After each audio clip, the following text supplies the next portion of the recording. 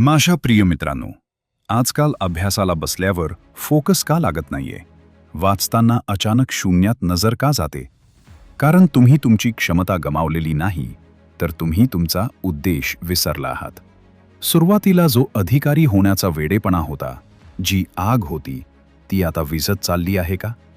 Doctor APJ Abdul Kalam साहेब म्हणायचे, स्वप्ने ती नाहीत जी तुम्ही झोपेत पाहता, तर स्वप्ने ती आहेत जी तुम्हाला झोपू देत नाहीत.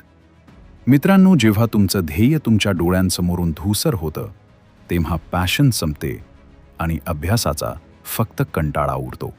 तुम्ही विसरला आहात की तुम्ही हा प्रवास का सुरू केला होता. कुठे हरवली ती जिद्द? कलाम साहेबांकडे रामेश्वरममध्ये ना पैसे होते ना सोयीसुविधा, पण त्यांच्याकडे एक गोष्ट होती. त्यांचं स्वप्न त्यांच्या डोळ्यांसमोर 24 तास लखलखत होतं. म्हणूनच ते पेपर वाटण्यापासून ते राष्ट्रपती भवनापर्यंत पोहोचू शकले. आज तुमचा फोकस हरवलाय कारण तुमचं स्वप्न तुमच्या डोळ्यांवरून उतरून फक्त लायब्ररीच्या एका कोपऱ्यात अडकलंय. त्याला पुन्हा जिवंत करा. आज अभ्यास सुरू करण्यापूर्वी एक कोरा कागद घ्या. त्यावर मोठे अक्षरात लिहा, मी हा प्रवास का सुरू केला होता, आणि तो कागद डोळ्यांसमोर चिकटवा. तो कागद तुम्हाला पुन्हा कधीच भरकटू देणार नाही. तुमचाच मेंटॉर.